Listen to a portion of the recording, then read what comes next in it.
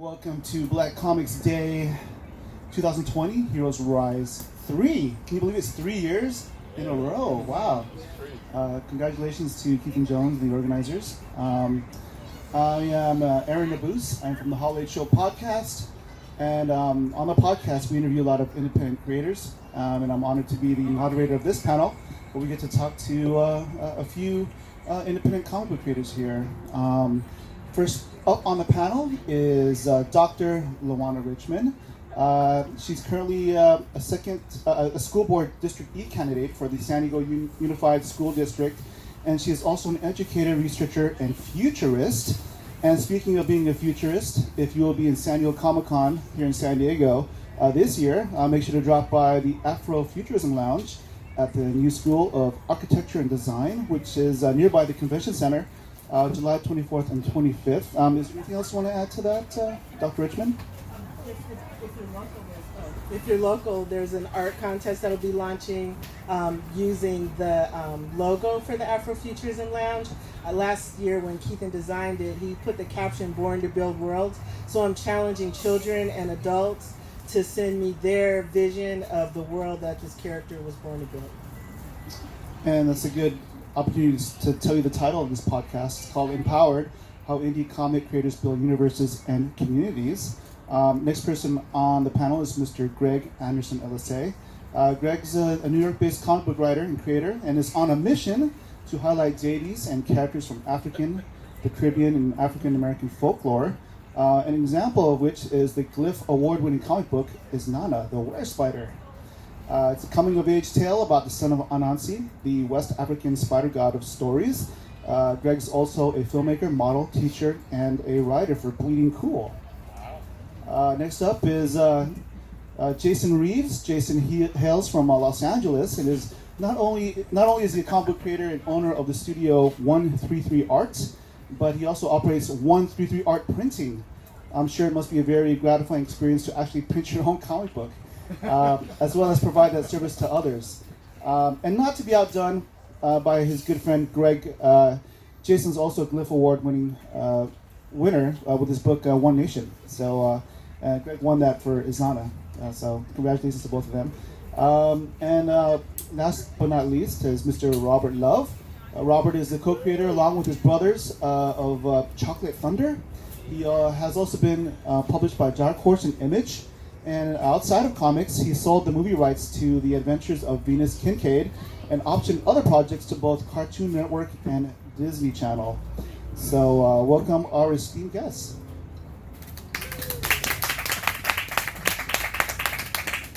I'd like to sort of frame this conversation with a couple of quotes that I found this morning. The first one is from Dr. Richmond's LinkedIn page. She says, quote, "I like to make things happen. I derive intense satisfaction from making ideas, visions, and dreams manifest." And then the next one is taken from the foreword from the program. It was written by Mr. Greg Elysée. It goes, "Always feeling like a bit of an outcast growing up, comics were an escape for me, but reading about characters who looked like me, who shared similar experiences like me, written and drawn by me, that helped me feel whole within myself, outcast or not." So those are two really powerful statements that I thought I'd include to start this panel. So let's go right into it. Why is it important for you to create, and why is it important for you to create from a Black perspective? I guess I'll let Greg start this. I know for me, in general, as I said, feeling like an outcast, a lot of fantasy was an escapism for me. And I remember how excited I was watching, shows like Hercules and Xena, which I was obsessed with. But when the character of Nebula came, who was played by Gina Torres, I remember my mind being blown, like, holy crap, there's a Black woman on the show. And even seeing X-Men when Bishop would guest star, to me that was just like extremely exciting because it wasn't often I saw a Black, male superhero who was just a badass, just kicking everyone's ass and everything like that. Excuse my language. But yeah, so just remembering that, and as I got older, the excitement of seeing more people of various Black backgrounds being showcased in these works to showcase that we can be, normal and not just, a supporting cast member. who's there just to prop up the main character.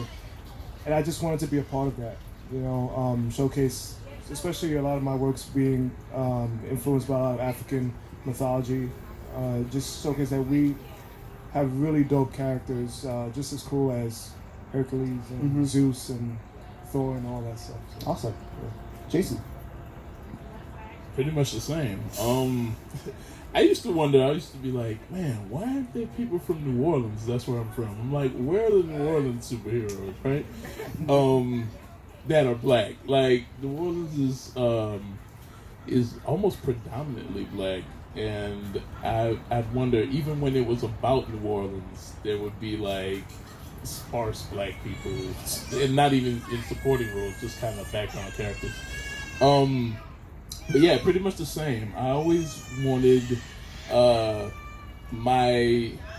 what I consume to sort of represent people that kind of look like me. I always say I want 133 Art to produce content that has black protagonists, black gods, black heroes.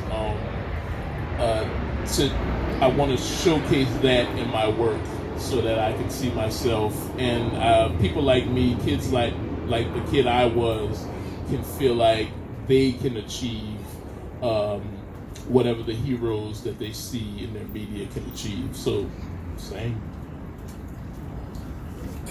I'm echoing some of the things that they were just saying. I've been in this thing since the mid-90s, when technology wasn't there like it is now with printing comics and stuff. And growing up in the 80s reading comics, you didn't see people of color or women taking a leading role in comics. You just didn't see it. So you just settled with whatever you read and just became fans of whatever you read. But when that minority character or when that female character came up, like they were saying Bishop and different ones, that's when myself, you gravitate to. I also came up through in the 90s trying to sell different comics and stuff to Hollywood. He mentioned that we sold Venus Kincaid to 20th Century Fox, and Venus Kincaid is basically she's a secret agent, and this mad scientist turned her into a 13-year-old girl, but she still had a 30-year-old mind and mentality. And that project was a struggle to get going because they didn't want to make Venus black. And they said, well, what if we can't find a young girl, black actress to play this? I said, well, what would you do if you needed to find another race? Well, we hold auditions. I'm like, well, what could you hold auditions for a black female? I mean, what's the difference? So we held our guns so that we ended up selling it. But that is some of the struggles that, when going through the Hollywood route, the first question that they always get was, do you mind turning this into another race? And in closing, what I want to say is we never gave into that because we wanted that little black girl to have a voice, to see them on the screen. So we always we just held to it. Awesome. That deserves a round of applause. I guess Robert, go back to you. We'll let you start off. What do your ideas come from? Like, how do you build your own universes? So a lot of my things are personal. A lot of my stories are personal. Like the number 13 here, basically is about a young boy who's an android who loses his memory and goes out into adventure to try to find out who made him. And the number 13 also, one aspect is he can become very violent, and all of a sudden he'll shut down and he won't remember what he just did. And I based this off of my nephew, who is just turning 21. But when I first came out with that, he has a mild case of cerebral palsy, and a part of his brain is not formed, where he can't censor things. So he has to take medication to help censor them. But if he doesn't take it, he'll just say whatever and do whatever. And then when he calms down, he doesn't know what just happened.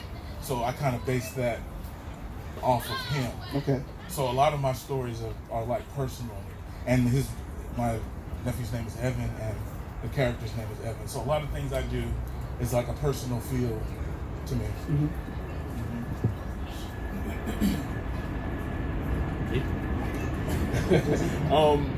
I do the same thing. Every time I start talking to They didn't get the memo, obviously. I know, apparently.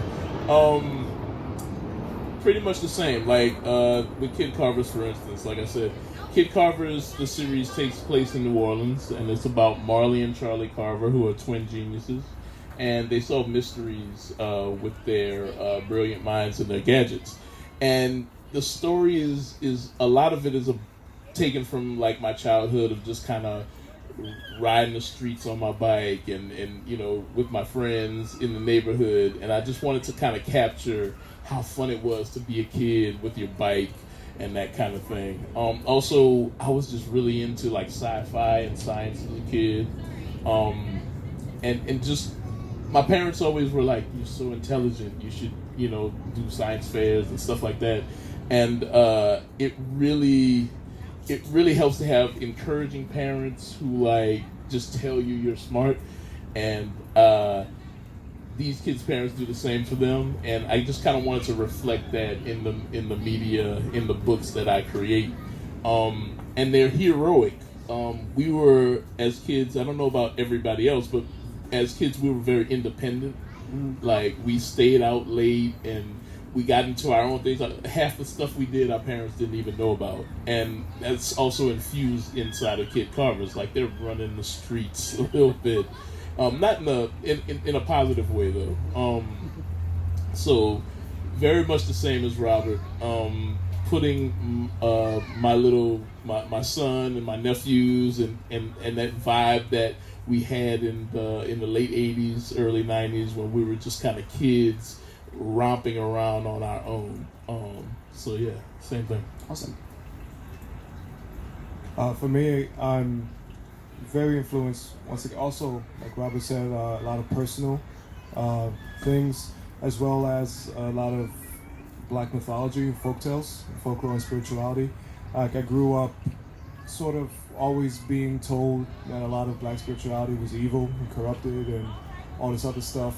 And when I grew up and reading up on actual Black religion and seeing just how much of it was actually this very beautiful and bastardized, I guess you could say, type of religion and following, I started to gain an appreciation for it, and my mind would just start changing things around and try to change the narrative the way that not only just Black religion is told, but also just Black culture.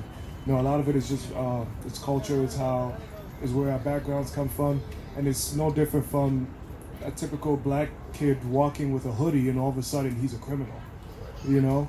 And I'm just so used to that narrative, and a lot of my stories from Nana Marasa, it's really just toeing the line with showcasing that we can do something different, and there's a lot of positive aspects to our culture, but we're just so used to it being seen as negative, and that's pretty much what I like to play around with my stories. Cool. I'm curious. You're from your background's Haitian, correct? Yeah. And what differences are there? You know, have you encountered any problems between sort of crossing your Haitian roots and then living here in the States and then creating your stories? Well, I have a very funny story. For years ago, I was doing a lot of research on, I guess you could say, Haitian voodoo and some of the deities, and there was one particular deity who, based on all the research I had, was very close to like the devil in Christianity. And this was before I actually released anything, but I had a couple of designs of the character, and I would also put it in some like voodoo like Facebook groups just to get like some feedback. Mm-hmm. And when I put this particular deity, it was a lot of people who was like, "How dare you disrespect this guy?" And I was just like, "Whoa, what's going on there?" And I was just saying, you know, I did a lot of my research. I wanted to respect it in some way. But when I showed it to other people that I know who also followed the religion, they said, "Well, you're probably just you encountered people who actually worship that particular Oh, wow. deity, and not saying that it's wrong, but you also have to gauge the line because there's still some research that's out there that's still not fully truthful, you know. And so, for me, I don't want to upset anyone. As I said, I just want to showcase that there's so much more that we can do. So for me, I just wipe the character out, just make my own character to represent him, because I just want to, as I said, honor and respect, and not, you know, piss anyone off. Like I was pissed off watching something like, you know, American Horror Story, which totally messed up a lot of Gods of Egypt and stuff. Yeah. Awesome. All right. Let's just say that you know, you got your story, you got your comic book printed by 133 Printing. You're ready to get out there and market it to the world. Obviously, you need a fan base and community to help support you. Dr. Richmond, what are some ways that people can get that these creators can get people's attention to buy their books? How do you go about building a fan base and community? So I mean, there's a variety of reasons. There's like, of course, the different kinds. A lot of it is social media.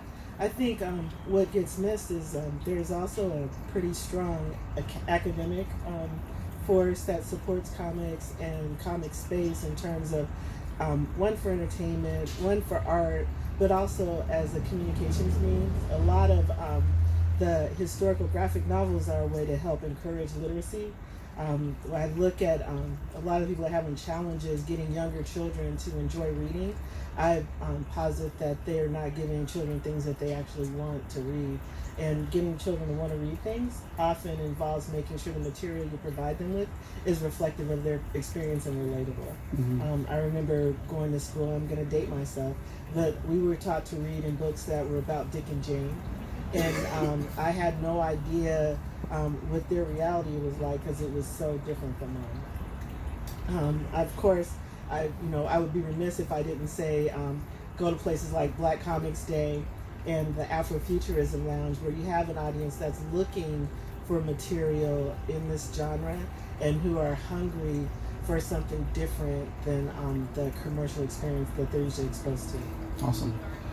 I guess maybe specifically when I want to get the artist perspective, what kind of tips and tricks can you send out to our audience to give them some good pointers on how to promote your books? I would say if you're an artist, the best way to promote your books is, I don't know, whatever they are nowadays. No, what I do, I put the art on display, man. Like I will put I have almost no filter when it comes to how to display my art. I will put up anything, old stuff or whatever, just whatever I feel represents the message I'm trying to get across. And if I feel like, man, that was a great piece, I have to display it. Like I'll put it up. If you saw my table out there, it's just everything. It's everywhere. People are flipping through it. But yeah, to me, for me, the tool has always been getting it out there so that people's eyes can be on it. A lot of artists, we're kind of shy. We kind of grow up not necessarily wanting to show our work. And I think that once you have to sort of beat that out of yourself. The only way that people are going to know the quality of what you produce and the length and the breadth of what you produce is to show it. So I'd say at first, especially, don't try to be super discerning. Just get it out there. Just show it. Don't be a snob about it, I guess. All right. Hey, Robert, I want to get your perspective as somebody who's old school. I mean, what are some ways that you've sort of learned how to market your stuff and your books in the internet age? Yeah, so I'm gonna date myself. So I started doing this way before any kind of social media, any kind of print on demand, where you had to have money. Like, for instance, if I wanted to do a comic book, I had to get it printed. there were comic book printers that you could only print a minimum of 3,000 copies if it was black and white, and a minimum of 5,000 copies if it was color. So you would have to print that and then go out and sell them. So I went to my parents. Can you help me out? And they were fortunate. My parents were fortunate enough for helping us out. And then you have to suffer. You have a whole garage full of boxes of comics that you haven't sold yet. But now in the internet age, and with social media, I think Instagram is the best tool for trying to get your your name out there and posting your stuff. But my advice is if you don't have a lot of money and you can use the print on demand, you can get like 60 copies printed. 25 copies printed for like 60 something bucks. Do your local conventions. Don't do WonderCon or San Diego Con if you're a small guy, because that's too much noise. You got big companies out there, and you're gonna get drowned out by all of those people. Do the Afrofuturism Lounge. But you do your local conventions. Like I live in Sacramento, so I go to San Francisco, I go to Modesto, I go to Stockton. You can get your word out with people all around your area. Do your local comic shops. Don't focus 100% on social media, because 300 likes do not equivalent to 300 sales. But you have to do your footwork, you have to do your leg work.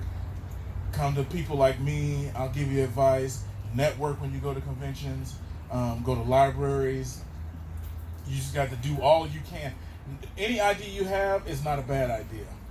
Any idea you have in your head of what you want to try to get yourself out there is a good idea. You want to do if you can't afford to get them printed, you just do a webcomic. You release it online, but you still go out to your different places and communities and push it. You just do what you have to do. Those are all good points. Does anyone else want to add to that? Sell prints, posters, like it's cheap to go to, cheap-ish, to go to Kinko's and, FedEx office, there you go. Whatever it's called now. And go there. I print my own comics, people. I haven't been there in like 10 years. Yeah. You can come to me, I'll print your stuff. But, the point is getting out there. Like, it doesn't have to be a 20-page comic. It can be a series of prints. It can be a series of posters. The point is get your work in front of people. The more you get your work in front of people, the more people start to recognize you, they start to know you, and you build up a sort of confidence in yourself, but you also build up a confidence in your base. You want to start building up a fan base, and that's where the success in this thing lies. People who trust you, people who like your work, that patronize you, that sustains your art, that sustains your creativity. So that's all I like to add. Greg, is there anything else you want to add? Try some crowdfunding. That also helps, like Kickstarter, Indiegogo. What was it? There's another one, isn't it? Is it GoFundMe? Patreon. Patreon. A lot of people are doing Patreons, where it's like a online subscription to your art, to you. It's sort of like you're getting sponsored by people who believe in your work, who want to see you grow and prosper. And with Kickstarters, a lot of my books were pretty much done through Kickstarter. I've had some art out there. I showcased what I wanted to do, and it was able to entice people to want to support. And from there I can actually pay for the printing, hopefully make enough money to do some traveling to do conventions. To piggyback off of the stuff that Jason and Robert were saying. But there's the internet age. We're at the point where everything is literally at our fingertips. We have like computers that we walk around with. We do so much, whether it's social media, Kickstarters, or just finding comic shops where you can just shoot the breeze with people that's in the shop. You can talk to the manager. Ask him, can I do something here? Can I get a group of people here? And any way to get your name out and just to showcase yourself is a great way to really showcase your work at the same time. Can I add one thing? Also, don't be a tightwad about your work at first, especially. A lot of people. There was a quote in like Ray or one of those movies. He was like, "If you think pennies, you get pennies. If you think dollars, you get dollars." You know, don't just hold on to your money. So you have to spend money to make money. Don't hold on to your money so tight that you don't make any money off of your product. Essentially, once you make that thing physical, it's a product and you have to sell it. But sometimes you're gonna have to give that thing away. Sometimes in order to continue building that base, you're gonna have, you see little kids come to your table, you're like, oh yeah, here, take a thing. You know, don't be a tightwad about it. You can write it off as well at some point. But you want to give comps to people, especially knowing that maybe part of your fan base will be children, and children don't always walk around with money. But at the same time, they read your stuff, they tell other people about it. You know, you want to have a relationship with your audience that they think, you know, they feel like you're a good guy. They feel like somebody that they want to patronize. And you know, I see a lot of people who are just sweating about that one issue. I have to make this $5. Dude, it's $5. Relax. Like, You pass the mic to Robert. I want to sort of start another round of questions here. Jason sort of touched on something I want to talk about. Sort of like, how does it feel when you see somebody who looks like you, and who, you know, maybe potentially has gone through the same things you have? They look at your book, and their eyes open up, and you see a big smile. How does that make you feel? That makes me feel good. That makes me feel good. Because everybody wants to be, you know, inspiring to somebody. And when I see a kid come up and they say, you know, I'm an artist, you know, and they might have something that they want to show me that they've done. You know, I encourage them to keep going. Draw every single day. And that's what I tell them, draw every single day. Or, you know, when you're a kid, I change it up. I say, well, draw whenever you feel like it. Because, you know, kids don't have that discipline. But it feels good to have, you know, and this is, for me, it's with any kid. Not only African-American kids, because, you know, I was a black kid growing up, wanting to know how to draw. And you know what? I'm going to give credit to Jason and Greg, that when I was growing up in the 80s, when I went to convention, I never saw a black artist. Never. A writer, whatever. I never saw women writers, women artists. Never saw any of it in the 80s when I was going to conventions. And now I live in a day and age where it's completely different. It's completely flipped, and I see both sides. Mm-hmm. And I know when I first met the late, great Dwayne McDuffie, and he was a writer. He wrote for Justice League cartoon, and he was one of the creators behind Milestone Comics, him and Dennis Cowan. When I first met them, I was like, whoa, I didn't even know these guys were around. But like Jason said, you know, you never get a first chance to make a good impression. You don't want to always have to chase that dollar, especially when you have kids around, and you see them sticking by your booth, sticking around, mm-hmm. and they're looking at stuff, and they're scared to flip through it. Oh, go ahead, flip through it. You can look through it. Don't worry about it if you damage my comic book. I got plenty of them behind the shelf, behind the desk right here. So they flip through them. Yeah. Go ahead, flip through them. I don't care, you know. And I'll hand them to give them a sticker. Oh, you want that poster? And, you know, just take it. You can have it. Because you never know, because that's an impression that you have made upon them. You know, in closing, I never forget that there's just one artist, I will go nameless, I won't name him. But I was at a convention, and he had this mom and her 8-year-old kid came and just said, hey, he's a fan of Spider-Man. How much would it take for you to draw Spider-Man for him? This artist told her, well, I charge $80 for headshots and $120 for, you know, busts or full body shots. I just shook my head. You know, the kid came to me. I said, here, just take it here. I just do a quick Spider-Man for you. You know, that is inspiring. The niceness, the you know, you at a convention. I won't take too long, but a lot of guys get caught up in making a lot of money at conventions. When you're there to network and to spread your work out amongst people and to spread your name amongst black people. And I was that artist. No. No, man, I totally agree with you. I feel like I love getting my ego fed when people are like, "Yo, how are you doing this?" I'm like, "It's magic, dude. Like, you can't get like me." No, man, I will talk shop with young artists all day. I get in trouble. My wife is in there working now, and she's like, "You can't talk to people that long." But I'm like, I get inspired because that was me. Like that guy was me. Like, he's like, "Man, how do you yesterday I had a couple people come up to the table and they were like, "So how do you go from from concept to drawing to what do you color in and how do you get and I can talk about that stuff all day because I'm a nerd like that. Like I'm a process nerd for comics, not for much else. But I will talk to you about how to do whatever in Photoshop for hours, and I won't make any money, and my wife will be mad at me, and it's y'all fault.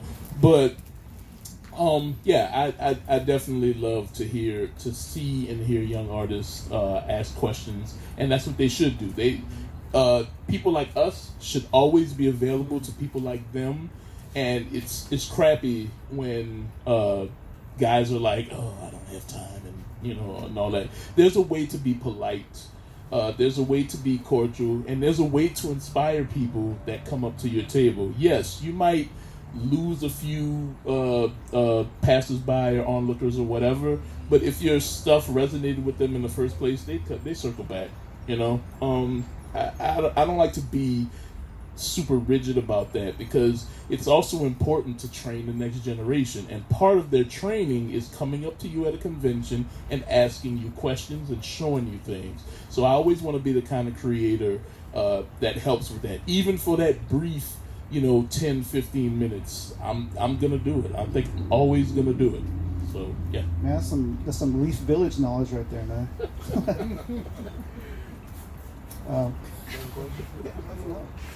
I mean, I'm still always sort of shocked to hear that I even have fans. I'm still getting used to that, even though it's been coming out. My work's been coming out for a couple of years. So when I travel to different states, and I have people just like, "Oh my God, you're here," and they want me to sign their stuff. I love it, but I'm still shocked that it happens. I'm very humbled by it. And when people come up to me and they ask me for advice, just like Jason, I try my best to give as much feedback and advice as I can. And I also tend to just tell them, email me, because sometimes it's very busy. Right. I'll give them my card, email me, hit me up, whatever questions you have. And it's at the point where it's not a real email. It's real. I promise you it's real. You can email me right now.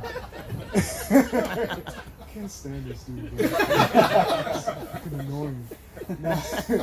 But I've done like workshops where I do like props, like writing workshops, and sometimes once they hit me up, I send them the props and I'll look it over with them if they have any questions, any advice and stuff like that. So that's one of the things I like to do. Awesome. Like I said before, we're here at the third year of Black Comix Day. Black Panther got some Oscar nods. Spider-Man Into the Spider-Verse was a phenomenal achievement. My friend Sebastian Jones from Stranger Comics signed a production deal with HBO to bring his fantasy world of Asunda to the small screen. We just celebrated the death anniversary of Milestone Comics co-founder Dwayne McDuffie. Where do we find ourselves today in terms of Black representation in comics and pop culture? Dr. Richmond. So it's the best of times and the worst of times. and I say, so the bad part is some of the, everything goes commercial and you get strange representations. But the great part is you have opportunity for representation. So on one hand, there are people who, I teach Afrofuturism, so we quite often look at things like Black Panther or even Black Lightning with a critical lens. But at the same time, it opens the door for independent creations where the people that they're about have a little bit more voice in the content. So that's the best of times part. I can say that oddly, although I've only been lecturing on Afrofuturism for the last 2 years, and I've been doing a lot of community development for the last 30 years, there are more people people know me more for this content, probably because of its impact on pop culture, than any of the other less popular things that I talk about. Okay. Can you repeat? I'm sorry. Repeat the question. Oh yeah, it's pretty much, where do we find ourselves today in terms of black representation in comics and pop culture? I guess I can add to that. Is the comics industry better or worse right now? A mix of both, honestly. Piggybacking on LaWana, like, for example, when Black Panther came out, when the movie came out, a lot of us made a lot of money. Conventions coming, a lot of excited people saying, "Oh my God, what else is out there?" And there were some people looking at it as, what else is out there that black creators are doing? That's not supported by the mainstream Disney and Marvel. That's how it feels to be Jason Reeves. I like it. Yeah, and it's in general, it's seeing a lot of the representation. Black Lightning, Luke Cage, whether you love it or hate it, like this guy. It's yeah, I prefer season 2. All right, sorry. We're not, Topic for another podcast. yeah. We're gonna go on a whole. Like it helps see. Stay seated for panel 2. It helps see get more eyes and more readers. A lot of people are willing to take more chances on this. Unfortunately, you also have some companies that want to use it to take advantage of it. They want to exploit it because they feel, a lot of people are now supporting this, so maybe we should try our own. But then you don't have people who actually look like the people they're trying to target, who's to actually create it. They're quick to, paint this originally peach-colored character black, and now they think it's gonna sell. And unfortunately, you do have a lot of consumers, including a lot of black consumers, who see that and they just say, "Oh, okay, yeah," because they're throwing me a bone. Maybe I should, pick it up. Yeah, and if they see it sometimes like, if it's a mainstream person doing it, they're more willing to take that risk versus independent, unfortunately. So that's why I say it depends. It's good and bad. You have some who can do enough research to find out, there's people like us doing that, and there will be some who were not good enough because we're not supported by Marvel. Jason. We have the play.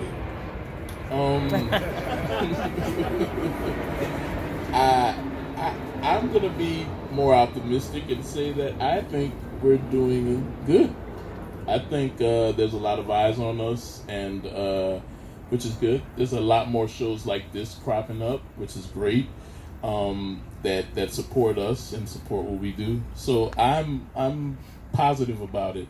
What I'm waiting for personally, though, to piggyback off of what you're saying, is I'm waiting for the first independent $1 billion success, movie-wise, comic-wise, sort of all media-wise, like The Walking Dead, right? Robert Kirkman was indie, and then he went to Marvel. Marvel Zombies popped off, and he made his success, but at the same time, he couldn't go as far as he wanted to with Marvel, and he did like a manifesto about it, a video talking about his journey, and he got a lot of crap for it too.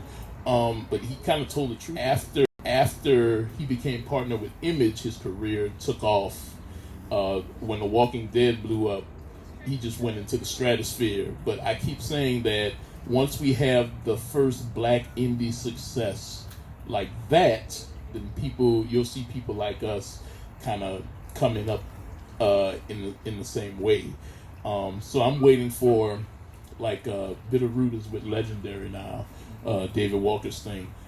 I want that to be a massive success so that the studios don't just look to Image Comics or IDW or Marvel for the content. I want them to come directly to people like us for the content, because we're exactly the same. We're content farms, we're content creators as well, and you might actually get us for cheaper, Hollywood. if any of you are out there. Hey, come on, Hollywood. Look over here. That's your boy. Look at the camera. Yeah. Hollywood. I'm here for you, baby. But yeah, I'm waiting for the first a massive indie. I want It's Not Out of Where Spider, #1 movie in America and in the world, indie success. Because I know all that money is going to a person that will put that back into the community. Some in his pocket, probably most, but but ultimately that's gonna benefit me more than Luke Cage season 1 and 2. All right. So if we're just talking about comics, seeing the time where I came up in it, it's drastically different, and it's I'm gonna be positive about it, like Jason. It is. It's a good time to be a black creator, or a person of color creator, female creator in comics, because never in the time has it been like this versus when I came up in the 80s, 90s, and it is now. One of the most #1 independent publisher is a black woman, Spike Troutman. Spike Troutman, Iron Circus Comics. She raised, her books go for, how much did Spike do on, $1 million. she went on, every book that she puts on Kickstarter to publish gets $1 million. Well, not every book, but Just about. collectively. But she is a black lady, lives in up in Portland, I believe, Oregon, I think. But anyway, never would have been a success of her success back in the time when I was growing up. I think it's a good time because the access is there. Anybody can do it. Anybody can be successful. The resources are there. You don't have to be with Marvel or DC to be a success. I have never worked for Marvel and DC, and I sold 2 movies, a TV show, and have optioned several other properties. Yeah, good. So and I've never worked for Marvel and DC. I have no desire to work. I'm wearing merchandise. I said I have Yeah, they were cool. Everything you said is wrong. Let me clarify. I don't desire to work for them. I'm still a fan. Yeah, there you go. There you I'm go. still a fanboy. I'm still a fanboy. Always gonna be fan. I'm always going to be a fan. But once you get in the mindset that you don't have to, and it took as a creator for me, and I'm sure for Jason and Greg and everybody else on the panel, but it took me a while to realize that I don't need validation from a Marvel or DC to count myself as a success. So when you're growing up in this as an artist, I've been going to Comic-Con here in San Diego since like '93. And the first year I went there, I had my portfolio and I showed it to Jim Valentino, and he ripped it to shreds. Whoa, not just Tore me up. And I was like, I'm done. I'm never drawing again. I went home crying. No, not literally. All right, now we got to do a third chapter. But anyway, what all it did for me was motivated me, and I didn't go to a convention for like 3 or 4 years, showing my work. Then I finally went, and my first pro work was with Dark Horse Comics. And it's been on the upward swing since then. But you don't need, again, to reiterate, I think it's the best time right now from where I'm seeing from when I came up in the 80s is the best time to be in comics. Because the access is there and the resources are there for everybody to tap into. More specifically, indie comics, right? More specifically, indie comics. Yeah. Yeah, and I don't. That's all I read now. I don't read Marvel and DC. I don't know what's going on with those characters. Those mainstream characters, I just read independent people. Mm-hmm. There you go. And you'll find a lot of guys that do that same thing.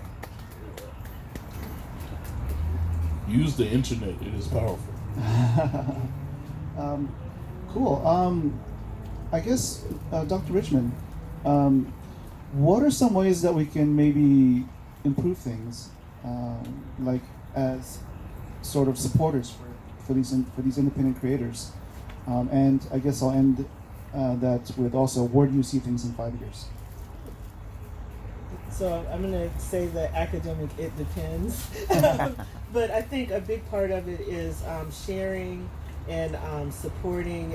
Don't just like read at home. Part of the reason that I've only talked about Afrofuturism for the last 2 years, because I would go home and read comics and read science fiction and not talk to anybody about it. And so they didn't even know that, that's why I think the way I do. But so that's part of it. The other part, I have to say, we need to encourage girls to access and be active. The other part of the reason I didn't talk about it is because a lot of the people that I connected with, the people in my network, it was stuff they didn't want to talk about or couldn't relate to. So I think one way we can support it is making it accessible. As an educator, I have to say, all the challenges we're having with literacy, this is one of the best ways to promote literacy with children. I don't know how many of you saw the movie with Queen Latifah, In the House, where the little boy couldn't read. She gave him a porn magazine. Suddenly, he was hooked on phonics. So instead of porn, give them comic books. and with the key. We out. But seriously, in 5 years, I think that we'll be in a place where more people will be able to have a conversation about content and have a greater awareness. There are a lot of people who didn't know that there were independent comics. I don't know how they didn't know, but they didn't know. They thought DC and Marvel were the only games in town. Mm-hmm. So, a lot of this is visibility. And, Portland has a comics major. They have like a comic studies department. I think that's what David Walker is, right? Mm-hmm. Yeah, I think so. And Yeah, so, he teaches that. yeah. There's a couple of schools with actual comics majors. Yeah. Savant out there. Yeah, and then for me, I think that we need to just talk more. And then I like comics because I'm a process engineer, and quite often when we're trying to get people to find solutions, I have to use a lot of different ways to get them to suspend disbelief in order to see the possibilities. Everything new that we have, somebody imagined it. And quite often the limit of our imaginations are that we can only think in terms of what we've already seen. Awesome. I think this question can also be answered by some of what Jason and Robert were talking about in terms of, I guess, how easily accessible a lot of things are when it comes to comic books. And I say, on top of that, you're seeing a lot more people who didn't really have voices starting to put more work out, and they're starting to find people who didn't have voices who are finding that content because it's like finally it's a mouthpiece for how they've always been feeling, so you'll find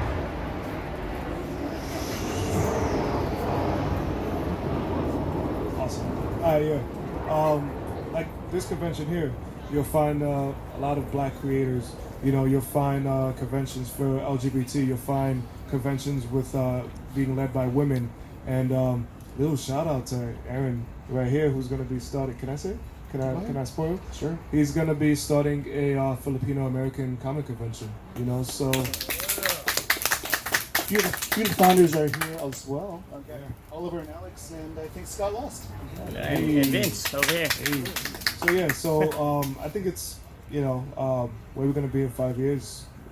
Gonna be all over the place. We're gonna be deafening the. Will Ryan Coogler make an appearance? Yes, he will. Yeah. Okay. Yes, Ryan Coogler. Right? You'll be Here you go. Afrofuturism Lounge, Black Comix Day 4, and also what is the name of your con? It's the Philam Creator Con. Philam Creator Con. All right, Ryan Coogler, we're calling you out. We're calling you out.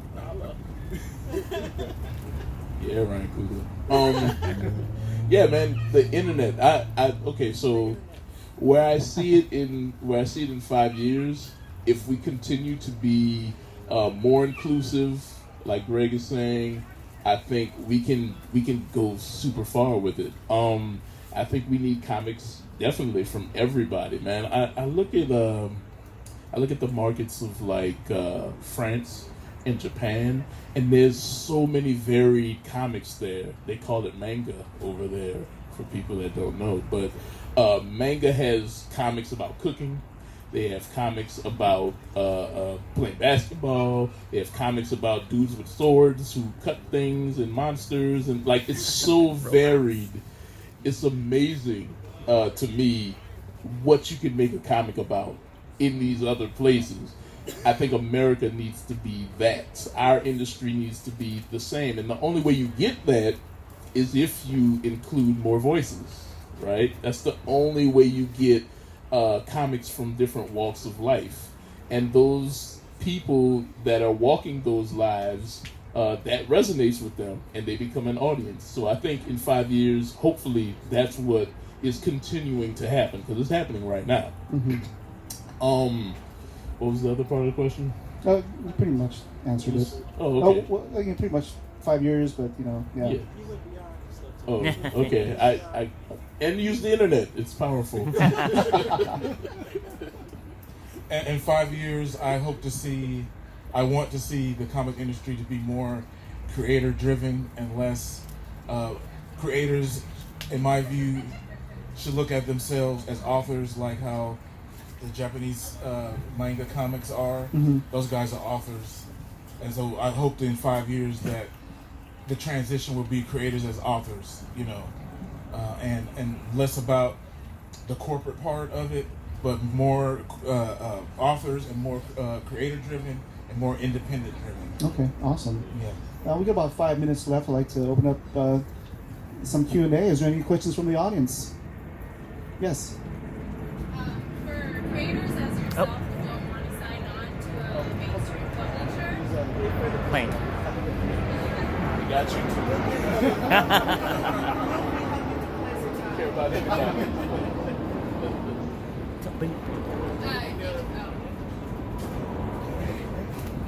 if you don't want to sign on to a mainstream publisher, what can those publishers do to support creator-owned projects? Because they can sign you on as an artist or a writer, but if you don't want to do that, then what can we offer you to support your own path? What can you do to offer me to support my path? Buy my books. Support my art. What can the publishers? What can Marvel and DC do for me? To support you. To support me, nothing. Okay. Nothing. Because they won't support me because they support their own. I got one. I would say partner with us. Make us. I have enjoyed for the past few years being the art director and the editor, head art director, head editor on my books. What if Marvel and DC partnered with someone like me? It's a 133 art Marvel production where we both, split the take on it, and I get to create the way that I need to, the way that I feel to, and with a Marvel branding on it. Okay, I don't understand. I feel like that is the way that they can help support us in what we do. I don't mind Marvel as a company, I think, or DC or Dark Horse or whoever as a company. I just want to be able to create the content that I know my audience wants. So I don't want them to have veto power within reason. I know that was a big issue with Milestone back in the day. DC had veto power over what they could produce, and they got into a big blow up over an issue of Static with a condom on the cover. Now it wasn't a big fat condom on the cover either. It was Static was making out with a young lady, and there was a condom on the couch or something like that, and it was this big deal. And I think when communities don't understand each other, we get into that kind of conflict in business. And I think that's the biggest fear of creators like us is, okay, so we sell something to Marvel, and then I want to have the kid carvers talking about something culturally sensitive or culturally relevant to me, and then Marvel says, oh no, our readers won't like that. Don't do that. So if you partner with us and we both have equal amounts of of energy in that partnership, I think that is a way that you can help us. That's the way that mainstream publishers can come on board with us. You know, I like to be the boss. Anyway, go. What Jason said. Anybody else? Nope. I just good buddy. Hello, y'all. How you doing? Go over to Agents of Soul. Let me get finished here, please. The biggest thing, this is a reverse to her question that she just asked. Marvel and DC, you might as well forget about it. It's based upon relationships, but if any of y'all creators in here, any of y'all create or just fans, okay. The very, very first thing you have to do, you can get on the Google or internet, you have to copyright and understand copyright and trademarks of your own material. If you do not, Image, Variant, other companies will not touch you. So the very first thing is you have to learn copyright and you have to learn trademark. That way, when you have that entity or product done, then you can take it anywhere. And if it's something that blows up, like The Simpsons or whoever, y'all know different people who've created on a lower indie basis, who've gone and blown up. ElfQuest, for instance, Wendy Pina, y'all know her. She started out in the 70s with her husband with a little 25-cent mini comic book. So, and she and her husband have made millions over the years. There's other people like that, Matt Gorman. There's a whole bunch of people, but the first thing you have to do is own your own product, learn copyrights. And Google information, fellow professionals like this, if you just go up and ask them, will be very nice to let you know. Hello. Are each of you, is this full-time for you? I would love for this to be my full time, but I teach. I'm actually from New York. I teach like video production and do some editing as well. I do a lot of like odd jobs, but most of my money, if not, comes from traveling and trying to sell my books. It's usually from my teaching job. Sorry. Well, let's see. I have a full-time day job as an administrator. I teach occasionally. I have a full-time night job as a candidate for a political office, and this is actually like the stuff I get to do for fun. You know, I'm trying to navigate the space between allotting time for the things that I'm passionate about and still keeping my family happy. So, yeah. Yeah, it's my full-time gig. Yeah, I just do comics. It's fun. Comics is all I've wanted to do since I'm 10 years old when I saw my first X-Men classic. So I do this full time. I do not do it full time. I work for California Department of Corrections, so I don't do it full time. That's an interesting contrast. We got time. We got time for maybe one or two other questions. Yes, sir.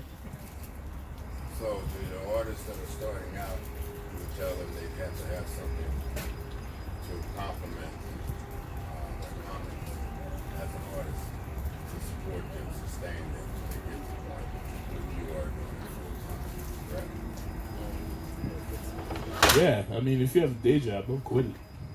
You know what I'm saying? Like this is a lot of it is passion. Then when as you move forward from passion, you realize a ton of it is business.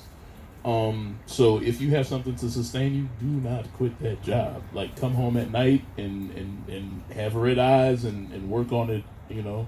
I would definitely don't quit your job. Please don't quit your job. Yeah, I'm with Jason. I did it full time from 2000 to 2008, and then when the economy tanked, I had to go get a job, and I say, do not quit your job. Things are going well for me right now, but this does not pay my health care, which is huge, and retirement, which is huge, because I want to have some money when I retire. Right. And unfortunately, if you're just doing comics, and that's all you're doing, you're not making that much money. So yeah, I say keep doing it on the side. I work mostly on the weekends on my comics, and at home at night when I get home from work. My wife never sees me, but that's okay. Greg, is there anything you want to add to that? I try to take advantage of my job when it comes to that as well. Given that I'm in the teaching business, I work for each semester. I work at different schools, and once I rub my shoulders a little bit with like the administrators, I can try to get my books into the school, which actually has happened, and it's been pretty cool. Sometimes even seeing some teachers start using them as part of like their curriculums and so on and so forth. So even though there are times where my kids drive me crazy, and I want to quit, but at the same time, it is truly also inspiring seeing them get inspired from seeing your work, and they want to do their own stuff, they want to make their own films and so on and so forth. And so that's one way I guess I could say my job, it does help me financially, but it also helps me get my words out as well. One more question. Vince. Apart from yourselves, are there any other independent creators that you can put on blast that maybe we should know about or that don't get enough attention in your opinion? Good question. No. No, I was gonna say we have to Keithan. give props to Keithan. Keithan Jones, yeah. the guy who Brought made us all all this together. happen. The Power Night. The Power Knights. So really fun book. Definitely check him out. There's a couple. I would shout these guys out. I don't want to blow. I know. who else is in there though that we can? Yeah. Got Robert Roach. We got Robert Roach. Yeah. We have Brian Lambert, who just has his first comic out. It's his very first convention. Joey Dennis. Who else is in there? Brandon Thomas. Brandon Thomas is in there. John Jennings, Damian Duffy. Who is in there? David Walker's not in there, but are you guys familiar with David Walker? He does a book called Bitterroot. He's worked with Marvel. He's done Luke Cage. I'm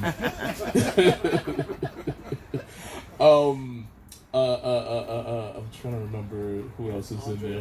Andre Owens is in there. Yes, y'all should check out Andre Owens' tables. His comics are representative of some of the diverseness I was talking about, because he doesn't just do comics about super soldiers or warriors or whatever. Like, he has a comic in there called the Bovine League. It's like anthropomorphic cows, but like the Justice League. And he has his mind is like awesome. He has a book called The Stoned Age, and it's literally like a stoner comedy comic. Like, he does all these cool things with comics that you wouldn't like initially think of, I think. And when we think of comics, we think of superhero stuff.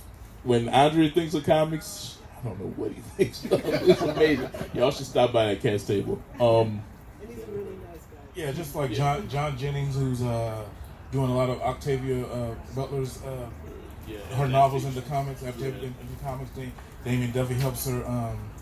Stacey Robinson. I got one. Micheline Hess, who is formerly of Milestone. Rashad Doucette, he's a professor at SCAD, another school that has a comic curriculum. He's a professor of comics. This dude has a degree in comics. It exists. It's a real thing.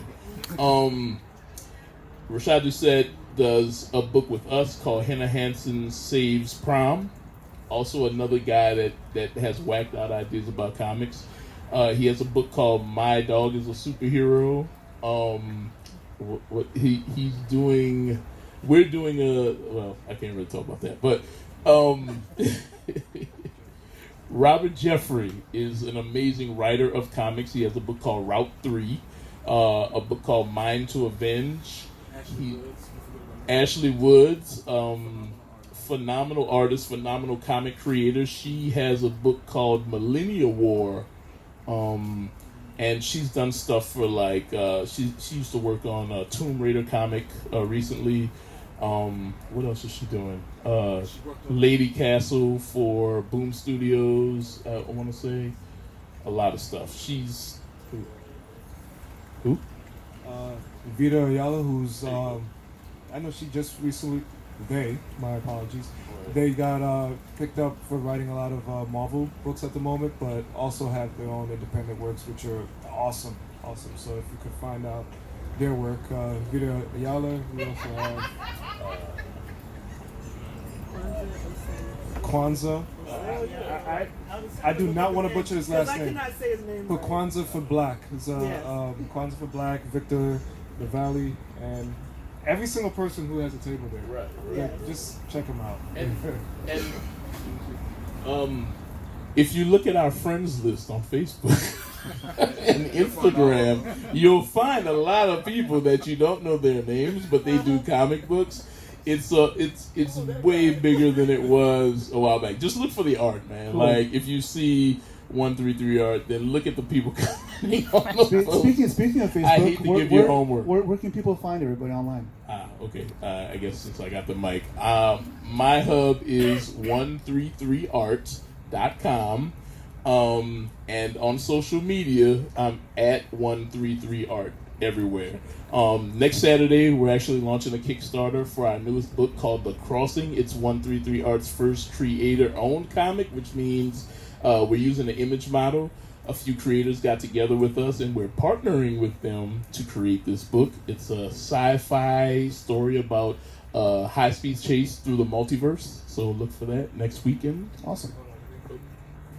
And you get to keep your rights. Keep your own rights to your own books, right? That's very important. There's a reason why That I'm is saying correct. You can just find me on Instagram at rlove1971 on Instagram. Best place to find me. That's where I update all of my art. Greg? Find me Greg Anderson Elysée, Elysee. I'm all throughout social media. You can just type in my name, it'll pop up. Or Webway Comics. You can just Google that. Or you can just come to my table and I'll give you my card with all my info. So for this space, it will be Afrofuturism Lounge on Facebook, Twitter, and Instagram. And then in general, because I do a lot of weird stuff, you could find me under Firyali. And that's whether it's Instagram, Facebook, or Twitter. I have a lot of curiosity, so I tend to study things and create content. Mind of a creator, right there. Yeah. And I'm launching a study group too, if you're local, a book club on Octavia Butler books. We're going to start with the Parable of the Sower and just rotate through all of her works. Awesome. My name is Aaron Nabus, and I'm from the Hall H Show podcast. And just look up the hashtag Hall H Show, and you'll find a bunch of my interviews. We've interviewed a bunch of people on the panel. Once again, give a round of applause to our awesome panel here. And go inside and buy your books. Thank you.